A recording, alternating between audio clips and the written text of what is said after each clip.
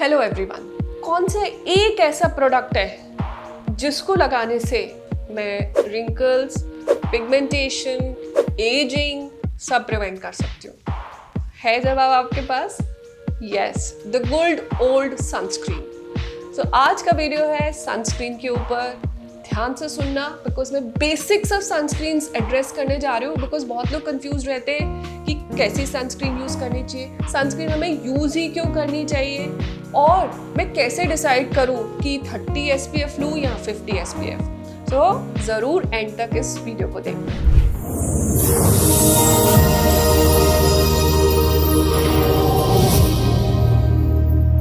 अब सनस्क्रीन चाहिए क्यों? Why do we need a sunscreen?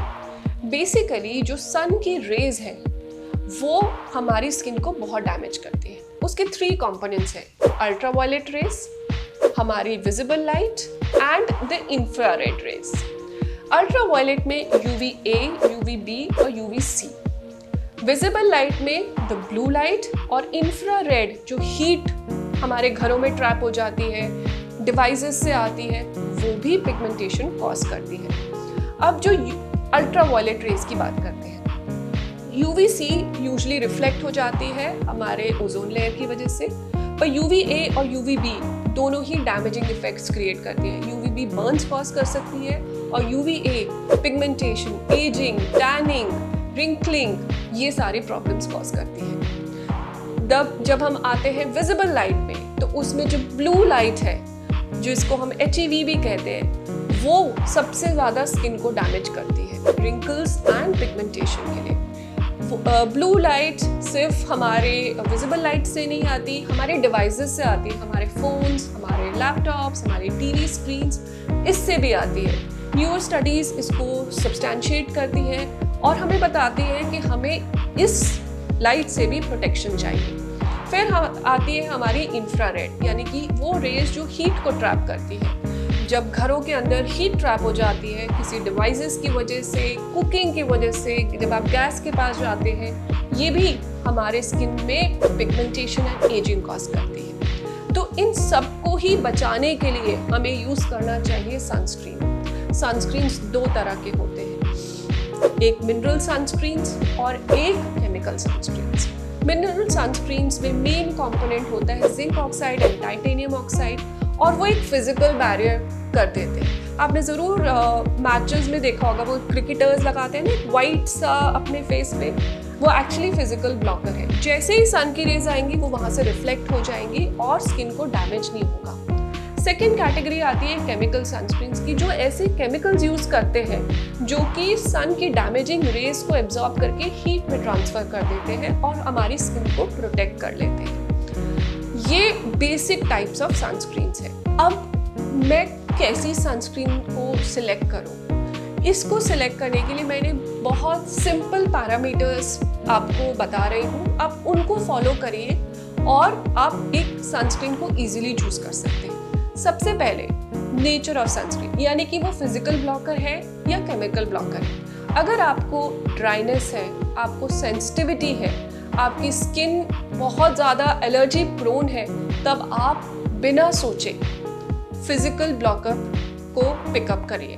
Even pregnancy and बच्चों के लिए भी फिजिकल ब्लॉकर्स ही बेस्ट रहते हैं। अगर आपको इनमें से कोई भी इशू नहीं है तो आप केमिकल सनस्क्रीन्स पे जा सकते हैं। सेकेंड पॉइंट, कि वो क्या कवरेज देती है, यानी कि सनस्क्रीन में हमें ये चेक करना है कि वो ब्रॉड स्पेक्ट्रम हो, यानी UV का पूरा स्पेक्ट्रम, UVA, UVB दोनों कैप्चर करे।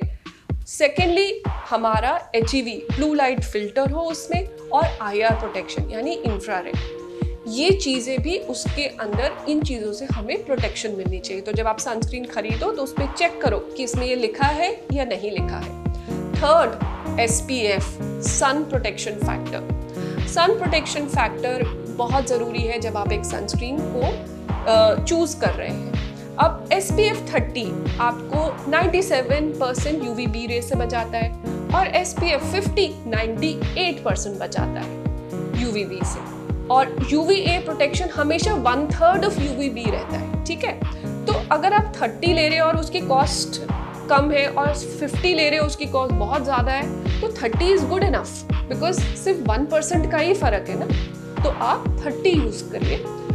सबसे इंपॉर्टेंट चीज होती है फ्रीक्वेंसी ऑफ एप्लीकेशन, यानी कि आपको हर 2 से 3 घंटे में सनस्क्रीन को रीअप्लाई करना है, उसी से आपको एक बेटर सन प्रोटेक्शन मिल पाएगा। ठीक है, जिनकी पिगमेंटेड स्किन है हम उनको रात को भी, स्पेशली जब जो लेडीज़ किचन में काम कर रही है, इंफ्रारेड प्रोटेक्शन के लिए शाम को भी किचन में जाने से पहले भी फिजिकल ब्लॉकर्स लगवाते हैं, जिससे कि उनका पिगमेंटेशन बेटर हो जाए और उनको प्रोटेक्शन मिले। अब मैं बताने वाली हूँ कुछ ब्रांड नेम्स जो कि मुझसे बहुत लोगों ने पूछा है। अगर आपकी ऑयली स्किन है तो आप जेल बेस्ड सनस्क्रीन्स में जाइए।